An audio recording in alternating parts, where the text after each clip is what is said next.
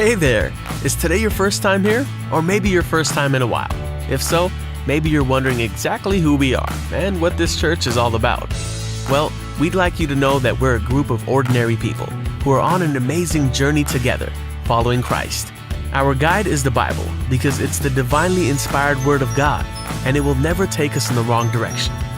Along the way, we hope you'll see that we are welcoming and spiritually passionate, and that getting to know you is a big deal to us. We know that the road is rough sometimes, but we'll work really hard to bring you practical and relevant messages to equip and encourage you through life's ups and downs. We want you to know that we care about this community, and we believe that it's our job to make it a better place. So, no matter who you are or where you've been, we're glad you're here with us today, and we hope that you'll join us on our journey, following Christ and living out His plan for us. So, welcome to church.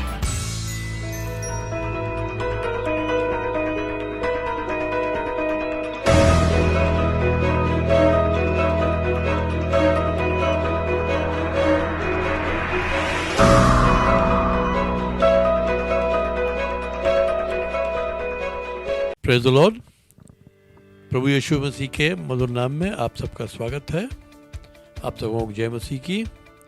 परमेश्वर को धन्यवाद देते हैं आज की सुंदर सुबह के लिए जो उसने हमें दी कि हम उसकी आराधना कर सकें, और ये समय है कि हम उसकी आराधना में चलेंगे, और उससे पहले हम प्रार्थना करेंगे।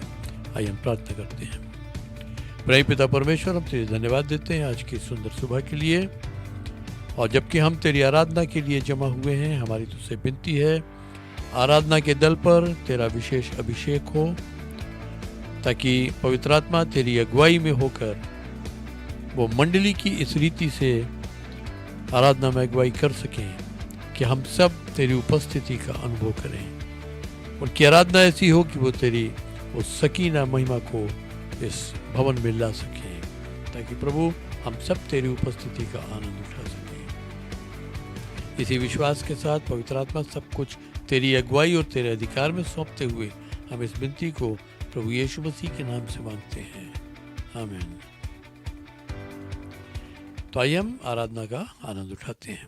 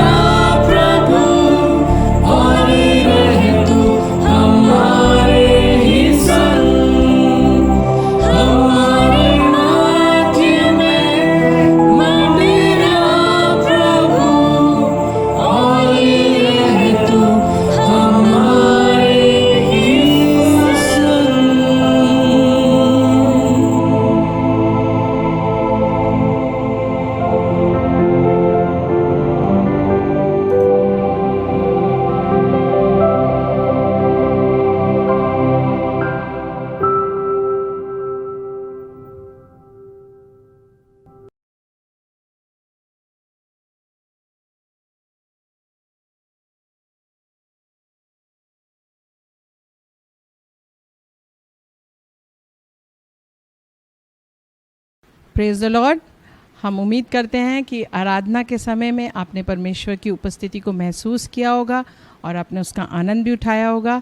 अब ये वक्त होगा कि हम जानेंगे कि भेंट के विषय में वचन हमें क्या बताता है। हम धन्यवाद देते हैं परमेश्वर को और उसके धन्य वचन के लिए कि उसने हमें जगह जगह पे और समय समय पे ये चिताया है कि परमेश्वर के राज्य हमें कैसे बोना चाहिए और किस तरह से बोना चाहिए। तो इसके लिए हम पढ़ेंगे वचन में से, अगर आप देखेंगे मरकुस 11 उसका 12 से 14 और यही सेम वर्स हमें मिलेगी मैथ्यू 21 उसके 18 में। तो मैं पढ़ रही हूँ मत्ती 21 उसका 18। इसमें लिखा हुआ है, अगर हम देखें, early in the morning as Jesus was on his way back to the city he was hungry, seeing a fig tree by the road he went up to it but found nothing on it except leaves. Then he said to it, may you never bear fruit again. Immediately the tree withered.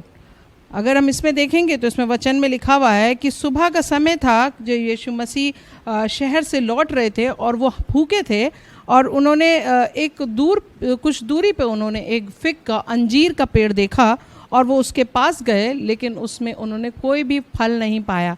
उसमें अंजीर नहीं लगी हुई थी और वहाँ सिर्फ leaf थी, वहाँ पत्तियाँ थीं, जो हरी हरी पत्तियाँ थी, लेकिन उसमें फल नहीं था। तो यीशु मसीह ने ये कहा कि may you never bear fruit again, कि तू कभी भी फल ना लाए। मतलब, और आप पहले वाले में पढ़ेंगे, अगर मार्क में पढ़ेंगे तो उसमें लिखा हुआ है कि तेरा फल अब से कोई ना खा पाए, और इसमें लिखा है कि तुरंत वो पेड़ जो था वो उसी समय सूख गया। तो क्या यीशु मसीह नहीं जानते थे कि वो मौसम नहीं था? लेकिन उन्होंने हमें हमेशा किसी ना किसी दृष्टांत से, किसी ना किसी तरीके से हमें ये बताया है कि वो क्या कहना चाहते थे। तो परमेश्वर यहाँ हमें कहते हैं कि अगर आप वचन में देखें तो यहाँ एक बात छुपी हुई है कि वो चल के उस समय आया जब वो जानता था कि कुछ नहीं है, कुछ नहीं होगा पेड़ के पास। वो उस समय आया हमारे पास, वो उस समय हमारे पास आता है, या उस समय हमसे उम्मीद रखता है जब हम सोचते हैं कि हमारे पास कुछ भी नहीं है। लेकिन परमेश्वर जानता है कि उस समय मौसम है या नहीं है, और हमारे विषय में भी वो बहुत अच्छे से जानता है कि हम दे सकते हैं या नहीं दे सकते हैं। और यहाँ पे वचन में कई जगह पे लिखा, एक बूढ़ी महिला का वे विषय में लिखा है कि उसने कुछ नहीं था, हैविंग नथिंग, कुछ नहीं होने के बावजूद भी जो कुछ उसकी लाइफ में था, जो कुछ उसका जमाजोर था, जो आगे वो लाइफ में रहती या अपने जीवन को चलाती, वो उसने जाके क्या करा, अपना छोटा उसने परमेश्वर के आंगन में दिया, अपने परमेश्वर के राज्य में बो दिया। तो वहाँ पे दिखाते हैं कि कुछ नहीं था। यीशु मसीह नहीं जानता था, क्या परमेश्वर नहीं जानता था उस गरीब और औरत के पास कुछ नहीं है, लेकिन उसकी भेंट सर्वोत्तम जानी गई। तो यहाँ भी वो परमेश्वर ने हमें फिग ट्री के बारे में या उस अंजीर के पेड़ के बारे में नहीं कहा है, परमेश्वर ने उन लोगों के बारे में कहा है जिन्हें उसने जड़ें दी हैं, जिसे उन्हें हाथ पैर दिए हैं, जिसे उसने ये मौके दिए हैं कि हम अर्न करते हैं, हम कमा सकते हैं, हम किसी ना किसी ज़रिए से इस काबिल हैं कि हम कुछ भी पैसा कमाने के लिए, रोटी कमाने के लिए हम कुछ भी कर सकते हैं। लेकिन जिस समय परमेश्वर को देने की बात आती है, उस समय हम बाहरी रूप से तो खुशी दिखाते हैं, हरी हरी पत्तियां दिखाते हैं, बाहरी लोगों को हम बहुत कुछ दिखाते हैं कि हम बहुत पीछे नहीं हैं, हम बहुत गरीब नहीं हैं, हम बहुत अच्छे हैं। लेकिन जिस समय यीशु मसीह अनजाने में आता है और वो हमसे कहता है कि वो फल के लिए फल मांगता है, वो अंजीर मांगता है, वो जिसके लिए हम हैं वो हमसे मांगता है, तो हम खाली पाए जाते हैं, हमारे पास कुछ नहीं होता है। और वो क्या होता है उस समय, वो होता है कि वो कहते हैं अब उसे नहीं चाहिए, उसने कहा अब तेरा फल कभी कोई ना खा पाए। तो कभी ऐसा होता है कि हमारे पास होने के बावजूद भी हम नहीं दे पाते।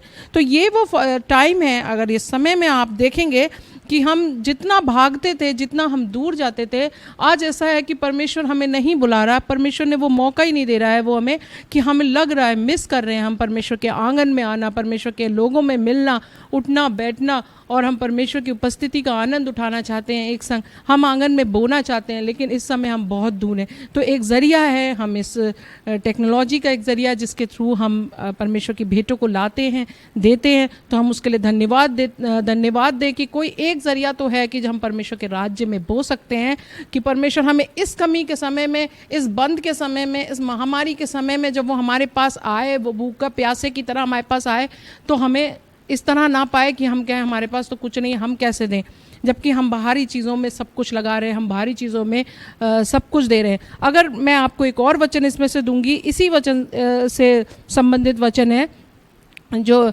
यशाया में आप 34 आप खुद पढ़ लेंगे, 34 का 1 से 4 तक पढ़ लीजिएगा। मैं सिर्फ आपको पढ़ के बताऊंगी। दूसरा, the Lord is angry with all the Nations. Lord क्या है? परमेश्वर क्या है? सारे संसार से नाराज़ है। और फोर्थ जो दिया है, चौथा दिया है, उसमें दिया है all the stars in the sky will be dissolve and the heavens rolled up like a scroll, all the starry host will fall like withered leaves from the vine, like shrivelled figs from the fig tree. ये इसमें एक, अगर आप वचन को पढ़ेंगे, आप घर पे दोबारा से इसको पढ़िए कि जब परमेश्वर नाराज़ हो जाता है या परमेश्वर हमसे मुंह फेर लेता है, तब उसने कहा है कि फिग के, अंजीर की पेड़ की तरह उसकी अंजीर जो उसका फल है वो क्या हो जाएगा, सारे संसार में ऐसा ही हो जाएगा कि सुकड़ जाएगा उसका, संसार में वो फल हम नहीं दे पाएंगे, चाहकर भी नहीं दे पाएंगे, हमारी वजहें ख़त्म हो जाएंगी। तो हम परमेश्वर को धन्यवाद दें कि उसने हमें क्या करा है, मौके दिए हैं। उसने इस कठिन समय में भी हमें बोने की हिम्मत दी है, कठिन समय में हमें बीज दिया है, और हम खुशी खुशी जब परमेश्वर के आंगन में बोते हैं तो हम अपनी आशीषों को देखने वाले होते हैं। मुझे उम्मीद है कि आपको इस वचन से आशीष मिली होगी, और आप इसे एक बार फिर पढ़ें घर जाके और दोबारा उसे देखें। हम जब संसार की बातों में मन लगाने से अच्छा है कि हम परमेश्वर के वचन से सीखें और परमेश्वर से सीखें कि वो हमसे क्या कह रहा है। परमेश्वर आपको आशीष दे। Praise the lord.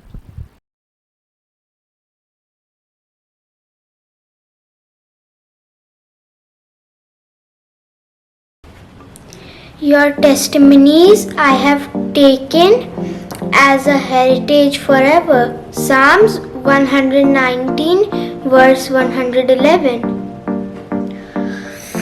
Your word is a lamp to my feet and a light to my path. Psalms 119 verse 105. जो अपने आप को नर्म बनाता है वो ऊंचा उठता है। My son, remember my words. Don't forget what I have told you. Proverbs chapter 7 verse 1. क्योंकि मनुष्य का पुत्र खोए हुए को ढूंढने और उनका उद्धार करने आया है। लूका 19:10। The Lord everyone, now the Bible words. My heart belongs to the Maker of the stars. Praise the Lord. आइए एक साथ मिलकर जिन बच्चों ने बाइबल का पद सुनाया उनके लिए प्रार्थना करें। धन्यवाद करते प्रभु सुंदर दिन के लिए, हम धन्यवाद करते सुंदर समय के लिए, हम विशेष प्रार्थना करते संडे स्कूल के बच्चों के लिए। प्रभु इन्होंने जो कुछ भी बाइबल के पद सुनाए परमेश्वर पिता, होने दीजिए ये इन पे चलने वाले हो सके परमेश्वर पिता। इनके जीवन में आपके आशीष मांगते प्रभु, हर एक क्षेत्र में इनकी अगुवाई कीजिए परमेश्वर पिता।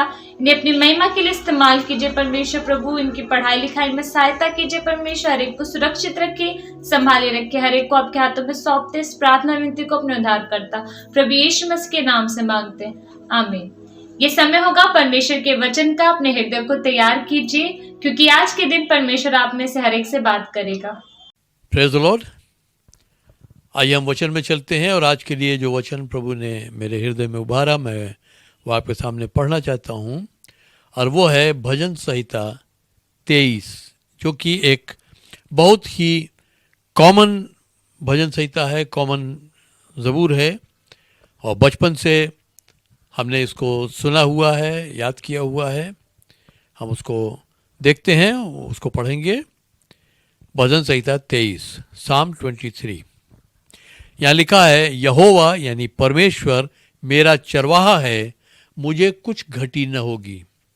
वो मुझे हरी हरी चराइयों में बैठाता है और शांत जल की ओर ले चलता है। वो मेरे जी में जी ले आता है। वो धार्मिकता के मार्गों में अपने नाम के निमित्त मेरी अगुवाई करता है। हाँ, यदि मैं मृत्यु की छाया की वादी से भी होकर गुजरूं तो भी किसी भी हानि से न डरूंगा, क्योंकि तू मेरे साथ है। तेरी लाठी और तेरे सोटे से मुझे शांति मिलती है। तू मेरे शत्रुओं के सामने मेरे लिए मेज बिछाता है। तू मेरे सिर का तेल से अभिषेक करता है। मेरा प्याला उमड़ रहा है। निश्चय भलाई और करुणा मेरे जीवन भर मेरे साथ बनी रहेगी, और मैं यहोवा के घर में सदा सर्वदा वास करूंगा। परमेश्वर अपने वचन के पढ़े और सुने जाने पर आशीष दे।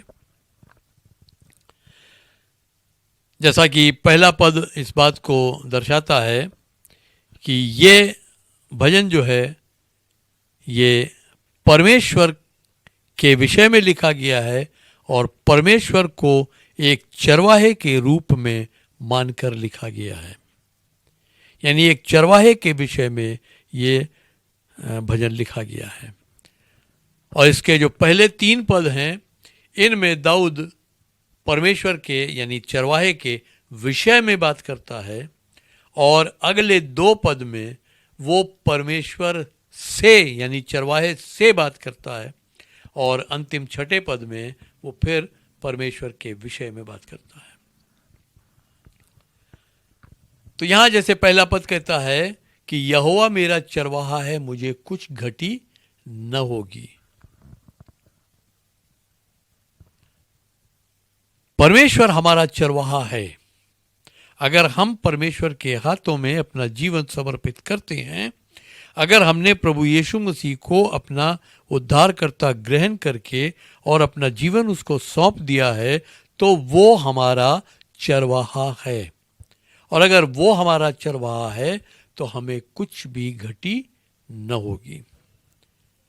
और मैं प्रार्थना कर रहा था, प्रार्थना के दौरान परमेश्वर ने ये भजन मुझ पे उभारा और ख़ास तौर से जो बात उसने मेरे पे उभारी वो 4थे पद में लिखी है, जहाँ लिखा है, यदि मैं मृत्यु की छाया की वादी से भी होकर गुजरूं तो किसी भी हानि से न डरूंगा, क्योंकि तू मेरे साथ है। तेरी लाठी और तेरे सोटे से मुझे शांति मिलती है।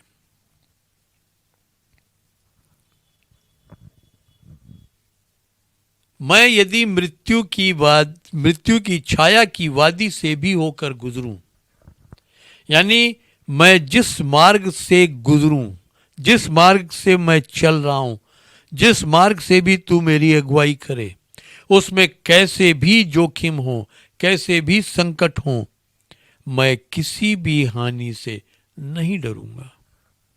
और उसका केवल एक कारण है कि तू मेरे साथ है।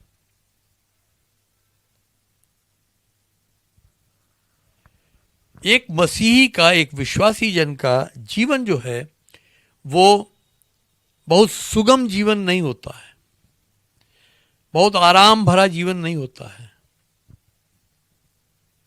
उसमें परीक्षाएं आती रहती हैं, समस्याएं आती रहती हैं, संकट आते रहते हैं। ये वचन स्वयं उस बात को प्रकट करता है कि यदि मैं मृत्यु की छाया की वादी से होकर गुजरूं, यानी जो सफर हमारा है उस सफर में हमको उस वादी में से होकर गुजरना है।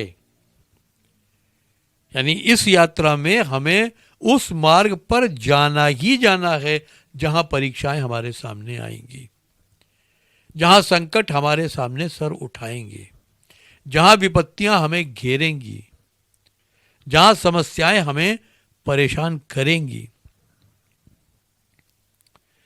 लेकिन मैं फिर भी नहीं डरूंगा। यानी इन संकटों से, इन समस्याओं से, इन विपत्तियों से, इन परीक्षाओं से मुझे क्या हानि हो सकती है, मैं उससे नहीं डरूंगा, क्योंकि मैं इतना जानता हूं कि तू मेरे साथ है। और अगर तू मेरे साथ है तो फिर चिंता की कोई बात नहीं है। वही यहां पर दाऊद कहता है कि मैं यदि मृत्यु की छाया की वादी से भी होकर गुजरूं तो किसी भी हानि से न डरूंगा, क्योंकि तू मेरे साथ है। तेरी लाठी और तेरे सोटे से मुझे शांति मिलती है। Thy rod and thy staff, they comfort me.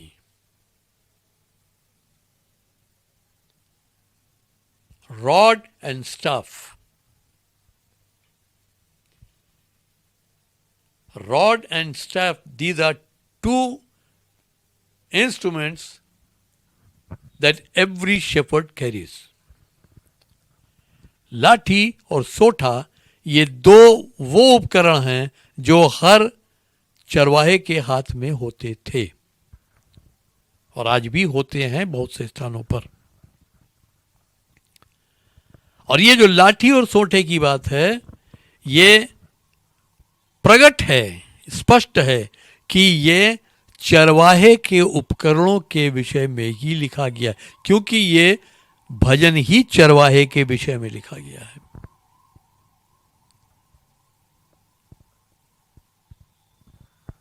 तो यहां पर जो दाऊद लिखता है कि तेरी लाठी और तेरे सोठे से मुझे शांति मिलती है, हम इस पर मनन करेंगे, क्योंकि परमेश्वर ने इसी जगह पे मुझको रोका कि मैं इस बात को समझूं और समझाऊं कि उसकी लाठी और उसका सोठा क्या है।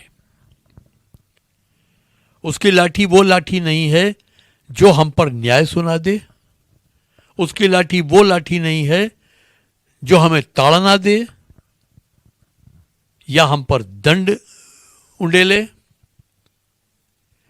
उसकी लाठी वो लाठी नहीं है जो हमें सुधारने के लिए इस्तेमाल की जाए या हमें अनुशासित रखने के लिए की जाए। नहीं, यह लाठी वो उपकरण है जो हमारी सुरक्षा के लिए है, वो उपकरण है जो चरवाहे के प्रेम को प्रदर्शित करता है।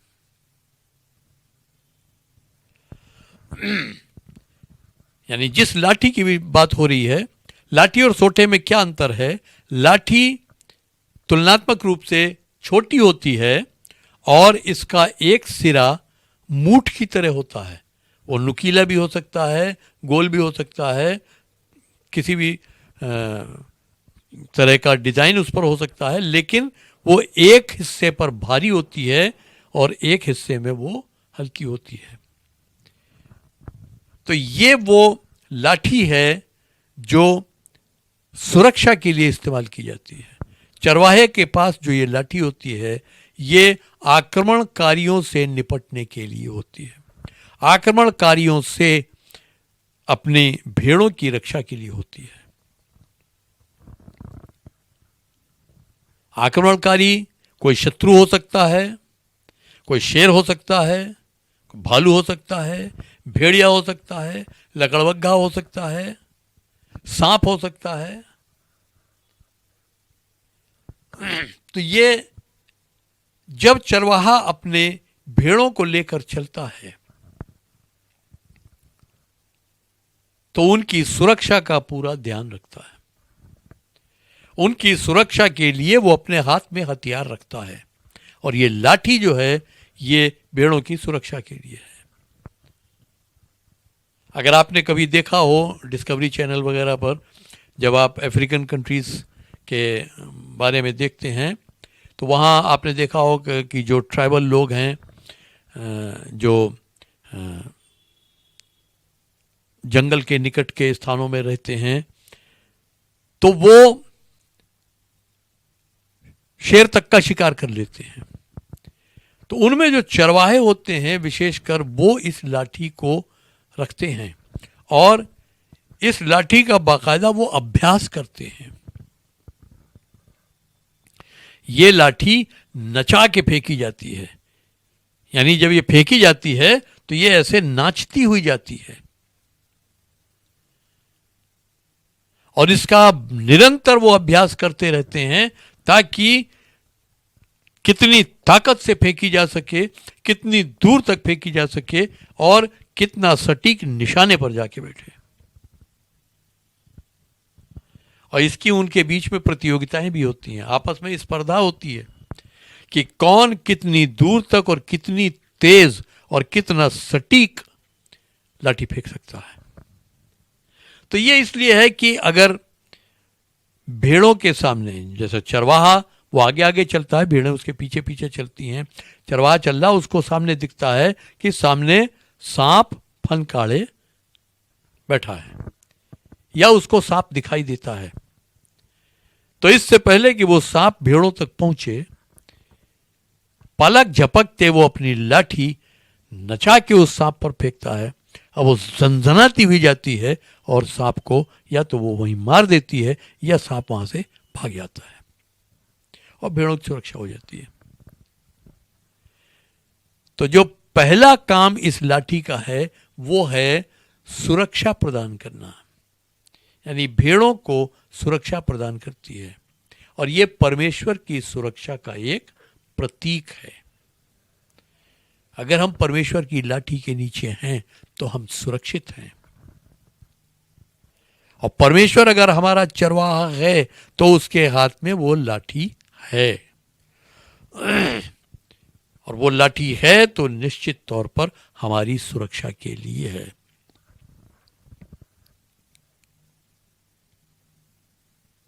और दूसरा जो इस लाठी का काम है वो चरवाहे का प्रेम प्रदर्शित करती है लाठी। इस लाठी का जो दूसरा इस्तेमाल है वो क्या होता है और कैसे होता है, ये भेड़ों को गिनने में काम में लाई जाती है। जब चरवाहा अपनी भेड़ों को भेड़शाला से निकालता है या जब वो उनको वापस भेड़शाला में लेकर आता है, जब वो निकालता है तो भेड़शाला तक जाता है, द्वारपाल भेड़शाला का द्वार खोल देता है और चरवाहा जो है वो अपनी लाठी उस द्वार पर तानता है और भेड़ें एक एक करके उसकी लाठी के नीचे से होकर गुजरती हैं और वो उनको गिनता जाता है, उनको वो बुलाता है, उनको नाम ले लेके बुलाता है और वो उसकी लाठी के नीचे से होकर गुजरती हैं और इस तरह से वो उनकी गिनती करता है। कल्पना करें उसके पास यदि 100 भेड़ें हैं तो जब वो उनको चराने के लिए ले जा रहा है तो वो ये निश्चित करना चाहता है कि 100 की 100 भेड़ें उसके साथ जा रही हैं या नहीं, इसलिए वो उनको गिनता है। और इसी तरह जब वो वापस आता है और भेड़ों को भेड़शाला में डालता है उस समय भी वो इसी रीति से उनकी गिनती करता है। यानी जो चरवाहा है वो अपनी भेड़ों को पहचानता है, परमेश्वर आपको पहचानता है, वो आपको अपने परिवार का एक सदस्य मानता है। जब हम उसकी लाठी के नीचे चलते हैं तो हमारी गिनती उसके अपने झुंड में हो जाती है, हमारी गिनती उसके अपने परिवार में हो जाती है। और ये लाठी क्या है? ये लाठी परमेश्वर का वचन है, परमेश्वर की अगुवाई है। जैसे मैंने कहा कि चरवाहा अपनी भेड़ों को जब निकालता है तो उनको लाठी के नीचे से निकालता है और उनको गिनता जाता है। एक चरवाहे का हम वर्णन पढ़ते हैं, एक अच्छे चरवाहे का वर्णन, एक सर्वोत्तम चरवाहे का वर्णन, और वो है यूहन्ना 10 और उसके तीसरे चौथे पद को अगर हम देखें तो यहां लिखा है कि द्वारपाल भेड़शाला का द्वार खोलता है और भेड़ें उसका शब्द सुनती, यानी चरवाहे का शब्द सुनती हैं और वो अपनी भेड़ों को नाम ले लेकर बुलाता है और बाहर ले जाता है। और जब वो अपनी सब भेड़ों को बाहर निकाल चुकता है तो उनके आगे आगे चलता है और भेड़ें उसके पीछे पीछे हो लेती हैं क्योंकि वे उसका शब्द पहचानती हैं।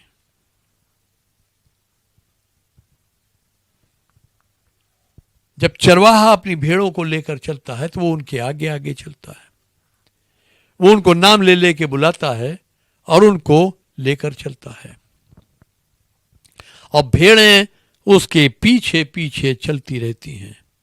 क्यों पीछे पीछे चलती रहती हैं?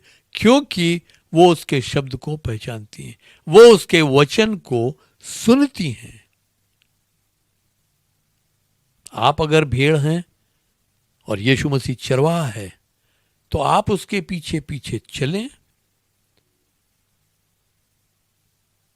उसका शब्द सुने, उसके वचन को सुने और उसके अनुसार आप चलें। तो इस तरह क्या होता है कि वो अपनी भेड़ों को गिनता है, यानी वो उनको अपनी निज प्रजा मानता है। भेड़ें उसकी अपनी हैं, और एक अच्छा चरवाहा क्या, वो अपनी भेड़ों के लिए जान भी देता है। और यीशु मसीह ने वो करके दिखाया है।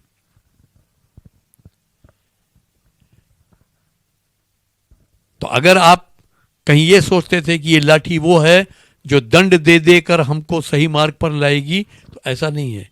ये लाठी जो चरवाहे की लाठी है, ये दंड देने के लिए नहीं है, ये हमारी सुरक्षा के लिए है और हमारी गिनती और हमें झुंड में शामिल करने के लिए है। झुंड में वो तभी शामिल होती है जब वो इस लाठी के नीचे से होकर गुजरती है। तो अगर हम परमेश्वर की इस लाठी के नीचे चलते हैं तो हम उसके झुंड में बने हुए हैं और निरंतर वो हमारी अगुवाई करता रहेगा। तो ये लाठी हमारे लिए एक सुरक्षा है और चरवाहे के प्रेम का एक प्रतीक है।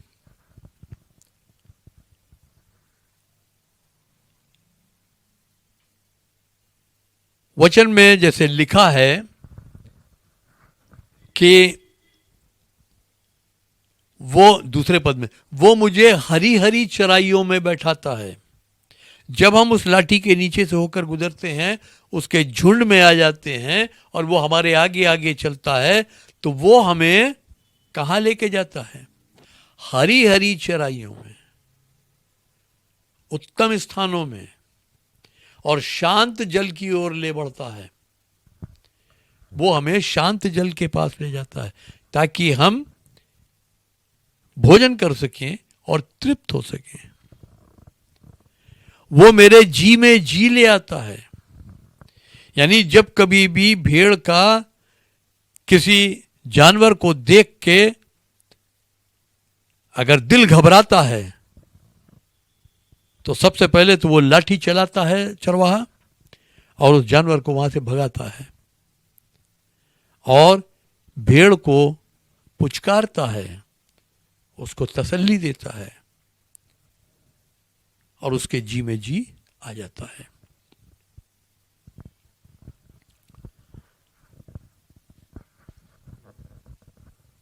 तो वो मेरे जी में जी ले आता है।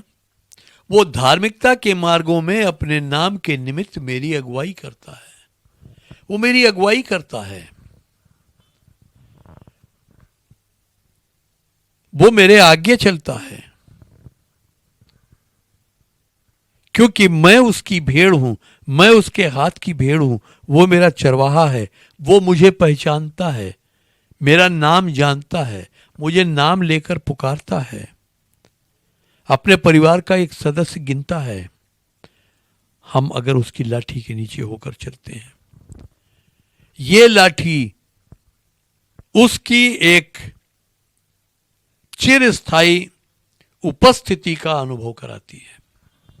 अगर हम उसकी लाठी के नीचे चलते हैं तो उसकी उपस्थिति का अनुभव हम हर समय करते हैं, क्योंकि वो सुरक्षा हमारे साथ हमेशा चलती है और वो प्रेम हमारे ऊपर निरंतर उंडेला जाता है। कोई भी चरवाहा अपनी भेड़ों को मारता कूटता नहीं है, वो उनसे प्रेम करता है। तो इस रीति से ये लाठी जो है, ये हमारी सुरक्षा और चरवाहे के प्रेम का एक प्रतीक है। अब आता है स्टाफ, यानी सोठा। स्टैफ जो है, इसको हम कई तरह से देख सकते हैं। जैसे एक होता है सेप्टर, यानी एक राजदंड जिसके द्वारा कोई शासक जो है वो शासन चलाता है, या एक वॉकिंग स्टिक जो चलने में हमारी सहायता करती है, जो डंडी, वो उसको भी स्टैफ कहते हैं। या जो क्रच होती है, बैसाखी होती है, उसको भी हम मतलब लाठी को हम बैसाखी के रूप में भी इस्तेमाल कर सकते हैं। यानी एक तरह से ये सोटा जो है ये हमारे लिए एक सपोर्ट का काम करता है, एक आधार का काम करता है। हम इस पर आधारित हो सकते हैं, हम इस पर निर्भर हो सकते हैं, हम इसकी ओर इस पर झुक सकते हैं, इस पर अपना वजन डाल सकते हैं। तो ये सोटा जो है ये एक विशेष आकार का होता है, जैसा आपने चित्र में देखा है, और इसका आकार ऊपर से कुछ इस तरह से होता है, यू शेप में इस तरह से होता है। तो ये जो है ये हमारे चलने में सहायक होता है और इस पर हम अपना वजन डाल सकते हैं। जैसे चरवाहा चल रहा है, अगर रास्ता ऊबड़ खाबड़ है या थोड़ा पहाड़ी क्षेत्र है तो उस पर 4 पैर के जानवर तो आसानी से चल लेते हैं, लेकिन मनुष्य 2 पैर से जब चलता है तो उसके लिए उतना सरल नहीं होता। तो इसलिए वो क्या करता है, वो उस लाठी का सहारा लेता है और उसके सहारे से चलता है। थक जाता है तो उस पर टिक भी जाता है। कहीं अगर जमीन गीली है तो वहां भी वो लाठी रख के और उसके बल से वो पार हो जाता है, लाठी पर वजन दे के वो उस पार हो जाता है। तो इस तरह से लाठी जो है उसके लिए एक आधार का काम करती है। सोटा, सॉरी लाठी नहीं, सोटा। ये सोटा जो है उसके लिए एक आधार का काम करता है। स्टैफ जो है, ये स्टैफ उसके लिए एक आधार का काम करता है। ये भी 2 काम करता है, एक हमें विश्राम देता है और दूसरा ये कि ये हमारी अगुवाई करता है। विश्राम कैसे देता है कि जब हम इस पर टिकते हैं तो हम आराम पाते हैं। आपने अनुभव किया होगा कि चलते चलते चलते अगर आप बहुत थक गए हैं तो आप किसी पेड़ से ऐसे यूं टिक जाते हैं, टिक के खड़े हो जाते हैं तो आपको बड़ा आराम मिलता है। तो ये जो सोटा है, जो स्टैफ है, ये हमारे विश्राम के लिए है, ये चरवाहे के चलने में सहायक होता है और ये हमारे लिए भी एक सहारा है। और ये स्टैफ है क्या? ये परमेश्वर का वचन है, परमेश्वर की आज्ञाएं हैं जो हमें सहारा देती हैं, परमेश्वर की प्रतिज्ञाएं हैं, परमेश्वर के वो वायदे हैं जो हमें सहारा देते हैं, जो हमें बल देते हैं। जितना हम इन पर निर्भर होते हैं उतना ही हम सुरक्षित रहते हैं। जितना हम परमेश्वर की ओर झुकते हैं उतना ही परमेश्वर हमारी ओर झुकता है। जितना हम उसके निकट जाते हैं उतना ही वो हमारे निकट आता है। तो जितना हम उसके वचन पर आश्रित होते हैं उतना ही बल हम उस वचन से पाते हैं। ये भेड़ों को उनकी संकट की स्थिति से भी बाहर निकालने के काम आता है। जो स्टैफ है, मान लीजिए एक भेड़ जो है वो घनी झाड़ी में फंस गई है और थोड़ा गहरे में चली गई है, मतलब थोड़ा अंदर को चली गई है और चरवाहे का हाथ वहां तक नहीं पहुंच रहा है। अब वो उसको कैसे निकालेगा? तो वो इस स्टैफ का इस्तेमाल करता है और इस स्टैफ को अंदर डाल के और उसको वो उसमें फंसा के और तब वो घसका के उसको धीरे धीरे उसको अगुवाई दे के उसको झाड़ी से निकाल लेता है। या अगर वो गहरे गड्ढे में गिर गई है या पानी में गिर गई है तो उसी जो उसका हुक है उसमें वो फंसा के उसको खींच लाता है। तो जो उसका सोटा है वो हमें विश्राम देता है। जब हम विपत्ति में पड़ते हैं तो वो हमें विश्राम देता है, उस विपत्ति से वो हमें छुड़ा लाता है, उस विपत्ति से बाहर ले आता है। तो जितना हम परमेश्वर की ओर झुकेंगे उतना ही वो हमारी ओर झुकेगा और हम उतना ही सुरक्षित रहेंगे। अब जैसे लिखा है कि यदि मैं मृत्यु की छाया की वादी से भी होकर गुजरूं, यानी जिस मार्ग से हम जा रहे हैं, एक मसीही जीवन कभी भी यानी बेड ऑफ रोजेस नहीं है, वो फूलों भरा रास्ता नहीं है, वो कांटों भरा रास्ता है। एक मसीही जीवन जिस रास्ते पर हम चल रहे हैं वो मृत्यु की छाया की वादी से होकर चल रहे हैं। यानी हर कदम पर हमारे सामने परीक्षाएं होंगी, हर कदम पर हमारे सामने संकट होंगे, विपत्तियां होंगी, समस्याएं होंगी, विरोध होंगे, ये सब चीजें हमारे सामने आएंगी। और यदि इनमें हम किसी रीति से आहत हो जाते हैं तो परमेश्वर का वचन हमें शांति देता है। चरवाहा अपने उस स्टैफ से, उस सोटे से उसको अपने पास खींच लेता है। तो ये जो भी समस्याएं हमारे ऊपर आती हैं, ये जो उसका स्टैफ है ये हमको उसमें से छुड़ाता है, हमें निकाल लेता है वहां से। और जितना हम परमेश्वर पर और उसके वचन पर आश्रित होते हैं तो वो हमें हानि नहीं पहुंचने देता। जैसे दाऊद लिखता है कि मैं अगर मृत्यु की छाया की वादी से भी होकर गुजरूं तो किसी हानि से न डरूंगा, क्योंकि ये मार्ग ऐसा है जिसमें संकट आएंगे, विपत्तियां आएंगी, परीक्षाएं आएंगी, समस्याएं आएंगी, लेकिन कुछ भी हो, उनका कुछ भी परिणाम हो, मैं किसी बात से नहीं डरता। और उसका एक कारण है, क्योंकि तू मेरे साथ है। यदि परमेश्वर हमारी ओर है तो हमारे विरोध में कौन खड़ा हो सकता है? अगर परमेश्वर हमारे साथ है तो हमारा विरोधी कौन हो सकता है? तो यदि हम परमेश्वर की लाठी के नीचे हैं, उसके सोटे से हमें शांति मिलती है और वो हमको हर एक समस्या से, हर एक विपत्ति से, हर एक संकट से, हर एक परीक्षा से वो छुड़ाता है। जैसा लिखा है 1 कुरिन्थियों 10:13 में, तुम किसी ऐसी परीक्षा में नहीं पड़े जो तुम्हारे सहने से बाहर है, परंतु परमेश्वर विश्वास योग्य है और वो तुम्हें ऐसी किसी परीक्षा में पड़ने भी नहीं देगा, बल्कि परीक्षा के समय निकास भी करेगा ताकि तुम सह सको। तो ये सोटा हमको हर परीक्षा में से निकाल लाता है। और ये सोटा परमेश्वर के वचन हैं, परमेश्वर की प्रतिज्ञाएं हैं, परमेश्वर की वाचाएं हैं जो उसने बांधी हैं। इनके द्वारा हम छुड़ा लिए जाते हैं। दूसरा काम, यानी हम इनके द्वारा विश्राम पाते हैं। ये जो सोटा है, स्टाफ है, ये हमको दो तरह से हमारे लिए काम करता है। एक तो ये कि हमें विश्राम देता है और दूसरा ये कि हमारी अगुवाई करता है। तो विश्राम हम तब पाते हैं जब हम परमेश्वर के जो प्रतिज्ञाएं हैं, जो वायदे हैं, जो वचन हैं, जो उसने हमसे कहा है, हम उसके अनुसार चलते हैं तो हम विपत्तियों से, संकटों से, परीक्षाओं से पार होते हुए आगे बढ़ते चले जाते हैं।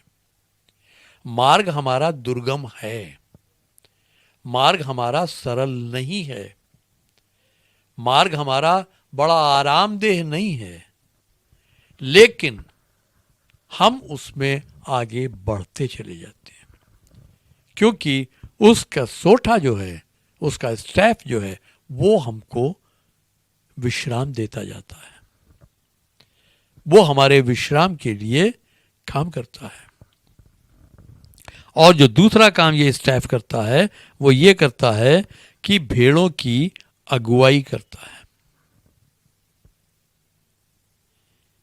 भेड़ एक बहुत ही भोला प्राणी है और शायद सबसे भोला प्राणी है।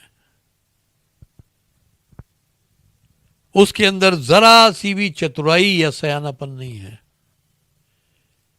बहुत सीधा जानवर है और उसकी दृष्टि भी बहुत तेज नहीं होती है। तो ये जो सोटा है ये उसकी अगुवाई के काम आता है।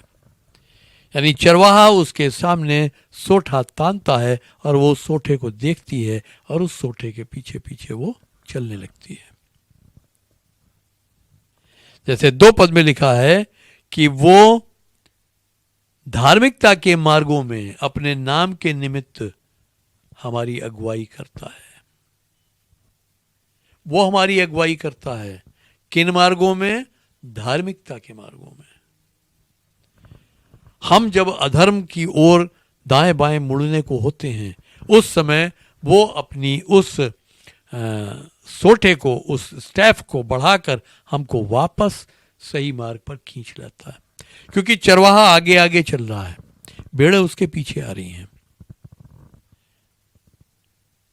और जब वो देखता है कि कोई भेड़ दाएं बाएं जाने की कोशिश कर रही है तो वो उसको पुचकारता है, बुलाता है, और यदि नहीं आती है तो वो अपने उस सोटे से उसको फंसा के और खींच के सही मार्ग पर लेकर आता है। यानी ये सोटा जो है ये हमारी अगुवाई के लिए काम आता है, हमें दाएं बाएं भटकने नहीं देता, हमें इधर उधर जाने नहीं देता, हमें सीधे मार्ग पर चलने में हमारा सहायक होता है और हमारी अगुवाई करता है। और क्यों वो हमारी अगुवाई करता है? ताकि उसके नाम को महिमा मिले। और इस तरह हमारी निर्णय लेने की क्षमता बढ़ती जाती, क्योंकि जैसे जैसे हम गलती करते हैं और वो वापस हमें सही मार्ग पर लेकर आता है, हमें एक अनुभव होता है। हमारी हर एक गलती, हमारी हर एक असफलता हमें एक अनुभव देती है, और वो अनुभव हमें हमारी उन्नति में एक कदम और आगे बढ़ा देते हैं। तो इस तरह जो परमेश्वर का जो वचन है, उसकी जो वाचाएं हैं, उसके जो प्रतिज्ञाएं हैं, वो हमारे लिए एक अगुवाई का काम करती हैं कि उनके द्वारा, उन पर भरोसा करके हम आगे बढ़ते चले जाते हैं। तो परमेश्वर, जैसे लिखा है कि क्योंकि तू मेरे साथ है, तेरी लाठी और तेरे सोटे से मुझे शांति मिलती है। तू मेरे शत्रुओं के सामने मेरे लिए मेज बिछाता है। तू मेरे सिर का तेल से अभिषेक करता है और मेरा प्याला उमड़ रहा है। मेरे शत्रुओं के सामने तू मेरे लिए मेज बिछाता है। जब आक्रमणकारी मेरे विरुद्ध खड़ा होता है उस समय तू मेरा सहायक बनकर बीच में आता है। यानी तू मेरे शत्रु और मेरे बीच में खड़ा हो जाता है। हमारा शत्रु कौन है? हमारा शत्रु कोई मनुष्य नहीं है। हमारा शत्रु शैतान और उसकी सारी दुष्ट आत्माएं हैं। तो जब वो हम पर आक्रमण करने को होती हैं तो हमारा प्रभु बीच में खड़ा हो जाता है। यदि हम प्रभु में बने हुए हैं तो हम सुरक्षित हैं। उसकी लाठी के नीचे हम हैं तो हम सुरक्षित हैं। उसके सोटे के अगुवाई में हम हैं तो हम सुरक्षित हैं। वो हमारी अगुवाई इस रीति से करता है कि हम उस स्थान पर पहुंचें जहां वो हमें देखना चाहता है। हम उस स्थान पर पहुंचें जहां हम उसके नाम को महिमा दे सकें। अगर आपने यहोवा को, परमेश्वर को अपना चरवाहा बनाया है तो पहला काम ये निश्चित जाने कि आपको कोई घटी नहीं होगी। अगर वो आपका चरवाहा है तो आपको कोई घटी नहीं होगी। वो आपको घटी नहीं होने देगा क्योंकि वो आपके साथ है। लिखा है वो मुझे हरी हरी चराई में बैठाता है और मुझे शांत जल के निकट लेकर चलता है। वो आपको मरुस्थल में लेकर नहीं जाता है। वो आपको सूखी घास में नहीं लेकर जाता, वो आपको हरी हरी घास में लेकर जाता है।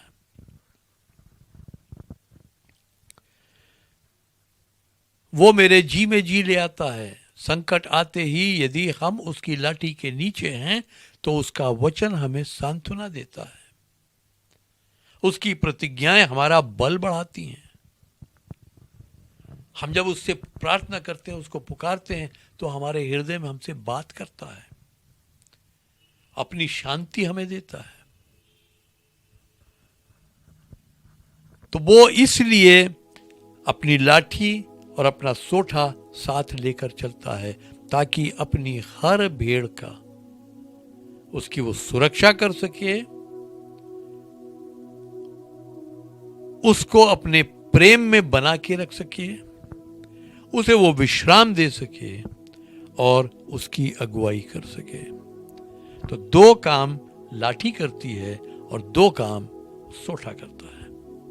लाठी दो कौन से काम करती है? आपको सुरक्षा प्रदान करती है और आपको परमेश्वर के प्रेम में बनाकर रखती है। और सोठा कौन से दो काम करता है? वो आपको विश्राम देता है और आपकी अगुवाई करता है।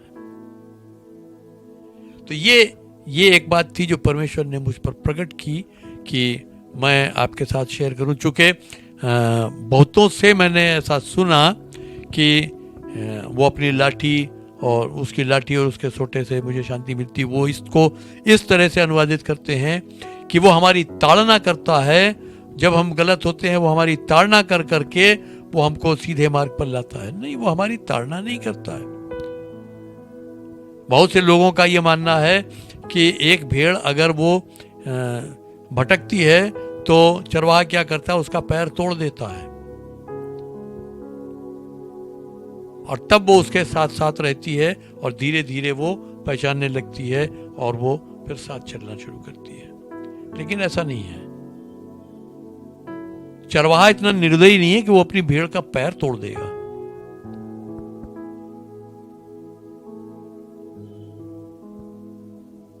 वो आपको विश्राम देना चाहता है, वो आपकी सुरक्षा के लिए लाठी उठाता है। जैसा मैंने बताया कि लाठी किस लिए इस्तेमाल की जाती है कि जानवर या सांप या शत्रु पर फेंक कर मारी जाती है। तो हमेशा इस बात को ध्यान रखें कि यीशु मसीह आपका चरवाहा है तो आपको किसी बात की घटी नहीं होगी, वो होने नहीं देगा। वो आपको हरी चराइयों में लेकर जाएगा, शांत जल की ओर लेकर जाएगा। हाँ, आपको वो उस मार्ग से अगुवाई करेगा जो धार्मिकता की ओर जाती है। वो राह धार्मिकता की ओर जाए, वो मार्ग धार्मिकता की ओर जाता है और उस मार्ग में वो आपकी अगुवाई करेगा।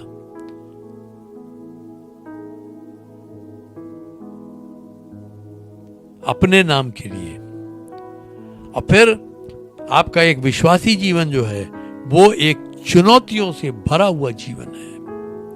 हर कदम पर आपके सामने तरह तरह की चुनौतियां हैं, तरह तरह की समस्याएं हैं, तरह तरह के संकट हैं। लेकिन उन परिस्थितियों में भी यदि आप उसकी लाठी के नीचे हैं तो आप सुरक्षित हैं। वो आपसे प्रेम करता है, उसने आपको अपने गले में, अपने झुंड में शामिल कर लिया है। अब वो आपका सरपरस्त है, अब वो आपका चरवाहा है, आप उसकी भेड़ हैं। आपकी हर आवश्यकता को देखना अब उसका दायित्व है। आप भरोसा करें उस पर और वो आपके लिए सब कुछ करेगा। वो किसी भी परिस्थिति में आप होंगे वो आपको वहां लज्जित नहीं होने देगा। और आखिरी पद जो कहता है कि निश्चय भलाई और करुणा मेरे जीवन भर मेरे साथ बनी रहेंगी और मैं यहोवा के घर में सदा सर्वदा वास करूंगा।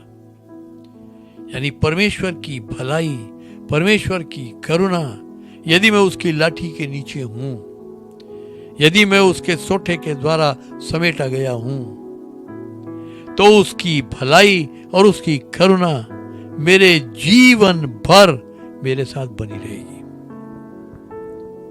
बहुत से लोग, जैसे लिखा है कि मैं किसी हानि से न डरूंगा। बहुत से लोग डर जाते हैं, कोई मृत्यु से डर जाता है, कोई बीमारियों से डर जाता है,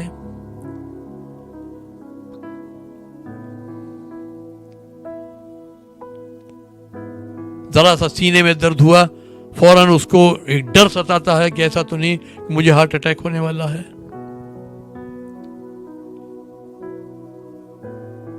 पेट में दर्द हुआ या कहीं पर कोई छोटी सी गांठ सी बननी शुरू हुई, उसको ये डर सताने लगता है कहीं ये कैंसर तो नहीं। और कैंसर का जिक्र आते ही उसके अंदर एक ठंडी लहर सी दौड़ जाती है। शरीर पे जरा सा कहीं सफेद दाग दिख गए, ये डर हो जाता कहीं ये कोड़ तो नहीं। हम डर जाते हैं, विपत्ति आई हम डर जाते हैं, समझौता कर लेते हैं। समस्या आई हम डर जाते हैं, संकट आया हम डर जाते हैं। क्यों डर जाते हैं? क्योंकि हम उसकी लाठी के नीचे नहीं हैं। अगर हम उसकी लाठी के नीचे हों तो हमें पता है कि वो हमारे साथ है, और वो हमारे साथ है तो उसकी लाठी हमारी सुरक्षा के लिए तैयार है। इससे पहले कि संकट भेड़ों तक पहुंचे, चरवाहा अपनी लाठी चला देता है और भेड़ें सुरक्षित रहती हैं। दाऊद ने कहा जैसे कि मैंने शेर के मुंह से अपनी भेड़ को निकाल लिया है, मैंने भालू के मुंह से अपनी भेड़ को छुड़ा लिया है।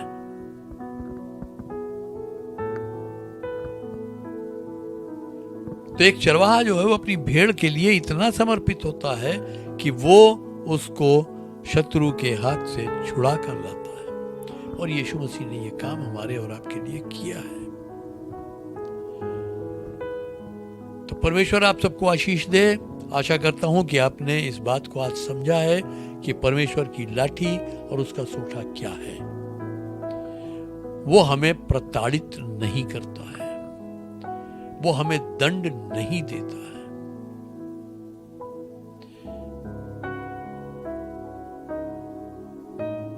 हाँ, अगर हम उद्दंडता पर आमादा रहेंगे तो शायद दंड पाएंगे,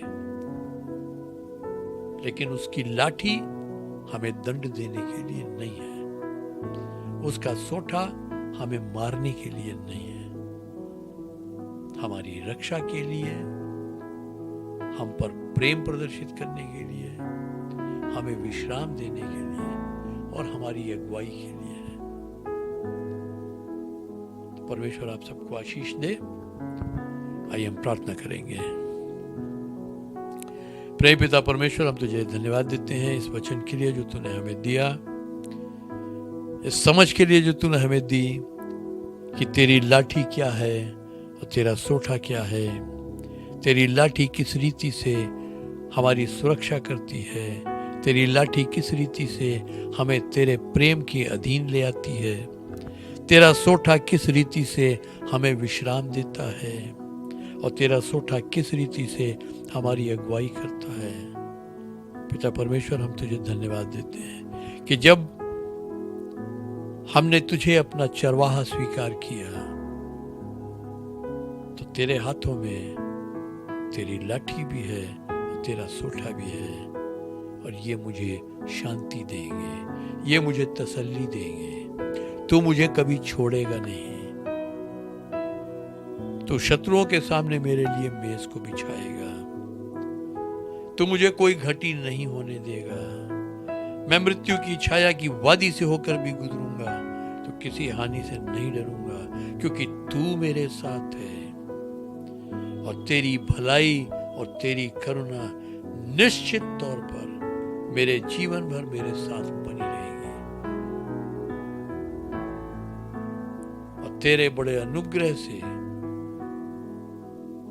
मैं सदा सर्वदा तेरे घर में वास करने पाऊंगा। हाँ प्रभु, हम सबको आशीष दे, हम सबकी सहायता कर कि हम तेरी लाठी के नीचे चलना सीख सकें और तेरे सोटे के द्वारा अगुवाई पाना सीख सकें, ताकि प्रभु हम किसी भी रीति से अनरीति चलने वाले ना हों, बल्कि तेरी सिद्ध इच्छा के अनुसार आगे बढ़ सके।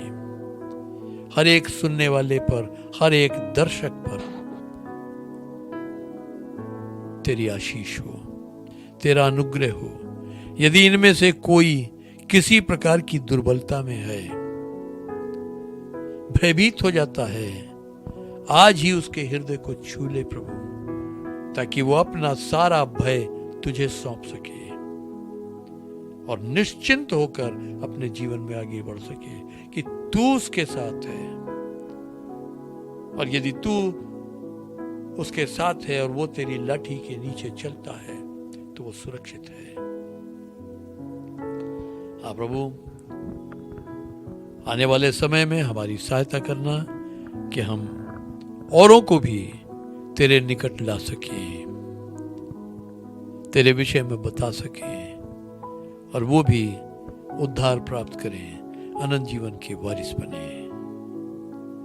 हर एक पर तेरी आशीष चाहते हुए हम बड़े धन्यवाद और विश्वास के साथ इस विनती को तेरे प्रिय पुत्र और अपने उद्धारकर्ता प्रभु यीशु मसीह के नाम से मांगते हैं, आमीन। अब हमारे प्रभु यीशु मसीह का अनुग्रह, परमेश्वर पिता का प्रेम और पवित्र आत्मा की सहभागिता हम सब के साथ अब से सदा तक होती रहे, आमीन। आप सबको जय मसीह की, आप सबको प्रभु आशीष दे। और आपको बताना चाहता हूं कि अगले रविवार यानी 7 मार्च 2021 से हमारी जो आराधना सभा है वो जहां होती थी वहीं पर होगी, यानी तिरुपति होटल के बेसमेंट हॉल में। दिन याद कर लीजिए, रविवार, तिथि 7 मार्च 2021, समय सुबह 9:30 बजे।